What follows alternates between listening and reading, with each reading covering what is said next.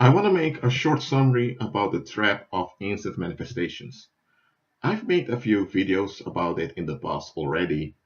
I still feel the urge to make this video, to record this audio for you, because this is a trap that's so common. Most people don't see this trap. They really don't. Because you know what? Instant manifestations is what all people are after. Children after it, even people that had what they call a good upbringing after long for it. We don't want things to take too long. We don't want to have to go through stuff. We don't want to have to put up with things, especially not put up with certain people and their situations. We just want things to happen. We want it to happen for us. Whether it is getting a job, whether it is getting a house, whether it is getting a spouse, whether it is going on travel. We don't want to endure much. We just want to get it, whatever it may be. But here's a deception. When people make an effort and things happen quickly, very quickly, they interpreted this as success on their behalf. They see a connection between their effort and the result. And there is a relationship between your action and the outcome. It's not always a causal relationship. Sometimes it is. If you want someone to shut up and to use violence by punching them, then yes, there is a causal relationship. If you wanted to get away from someone and you walk away, well, there is a causal relationship. You're not around an individual anymore. Whatever, whether there is a causal relationship between your action and the outcome you've wanted, that's irrelevant. You should ask yourself, is this outcome worth it? Can you defend this outcome? And that's something most people never think about. Often people are caught up in the moment. When emotions are high, when they feel uncomfortable, or when people begin to talk, especially when people begin to talk, or when they see that weeks have passed by, people become anxious and they want things to happen. And often it's just about the release from anxiety. They want something to happen to relieve them. And you need to be careful with looking for instant solutions. Instant solutions can be beneficial, but they are seldom long-term solutions. For example, if you once want to shut up and you just punch someone, well, that's violence. And that individual is going to remember that, the people around is going to remember that, and people are not going to trust you or be around you anymore because you're going to be known as someone that acts out and causes harm to others when you don't get your way. So you did get the outcome, you get the relief, but is it worth it? No, it's not. And there's another thing. You feeling good about punching that individual is deforming you. So now you've developed a wrong thinking pattern. So now you're operating in darkness. Now you're attracting demons onto you. And you will grow in violence now. So was it worth it? No. Could you defend the outcome? No. But now, apart from acting out violence, we often want stuff. The things we want themselves, there's nothing wrong with them, but often is our motivation why we want them. Because we have an expectation that it will solve all our issues. We have some expectation of it that ain't right. And the manifestation of this expectation, that's what I call it in this audio clip. Maybe you want to get married because you think it's going to solve loneliness. Then the expectation is the solvement of loneliness. That's why you want a spouse. So it is the solvement of loneliness through the spouse. So when you're chasing after a spouse, it's not the spouse itself that you're after, it's it that you're after. And the object or the circumstance, the outcome that you want, whether it's an individual or a circumstance, is a tool to get it. They are a part of getting it. They symbolize the it that you want. And I want you to pay attention to this. A lot of people out there, they're chasing after it. a lot of people have their it that they are after. And in many cases, they get it. But they often not aware that it's it having them instead of them having it. Example given. The guy that punched the other to shut up because he just wanted to have control to feel relieved. That event has now marked his own soul, and now he's continuing in violence.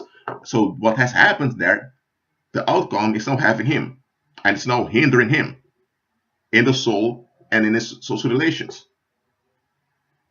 So he wanted it, but instead it's it that has him for a long period of time.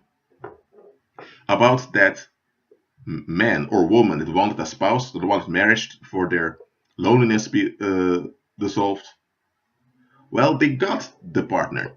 They got a sexual attractive partner. And the partner also has good manners, so they think they've won the jackpot. They have, in their minds, they have it, but it's it having them. Because you know what? That dissolvement of loneliness on their terms is never going to happen. It cannot happen. So when they are in that marriage, they will have to operate in denial in order to feel the bliss. And this denial is going to build up tension. Then they have to find a way to release the tension. So the one that wanted marriage to dissolve loneliness, it that they have expected has them, and it controls them. And behind it are demons that are using the wrong thinking patterns to keep those people trapped. So it would have been better if they never got it, because it's really it having them. And you need to understand this. Demons, when they see that you're chasing after it, they will, without your consent, without you being aware of it, assist you in getting it. And when demons assist you, you will get it quickly. But in fact, it's demons trapping you by using it, because it is just an illusion. The outcome you want, that you expect, that the outcome that's part of it, is factual. The outcome happens, but the outcome can never deliver the expectation you have of it, because the expectation was unreal to begin with. Why am I mentioning this? It's because that this is one of the temptations that many people face, and most people fall for it. They fall for instant manifestations. Look, when demons use it to trap you, they do it in such a way that you think it's the best thing ever that happens to you. Example given, you have a young woman who wants her emotional needs to be secured, so she chases after a man and she finds a guy who has manners. He's like an alpha male, very confident, and she wants to earn the validation of that man. She wants to earn his attention in order to secure him. Now, this is wrong thinking, alpha male earning his attention, putting him on a pedestal without seeing the bigger picture. So she has a lot of messed up thinking patterns here. But she begins to use dating tips that come from magazines, and often those dating tips are given by pagans.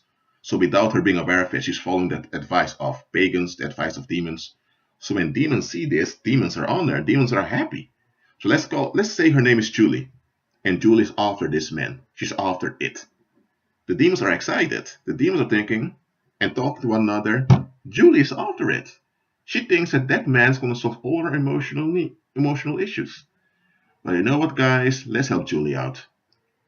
And demons begin to arrange the circumstances and influence the circumstances that Julie gets the man. The man falls for her. And after about a year, they are married. Her last name has been changed. Okay, but the magic is fading away, because that so-called alpha male is a narcissist. he is mentally disturbed and is physically violent. It only never manifested before. But demons knew this man had those tensions built up inside of him. And demons knew that Julie was so desperate to have it.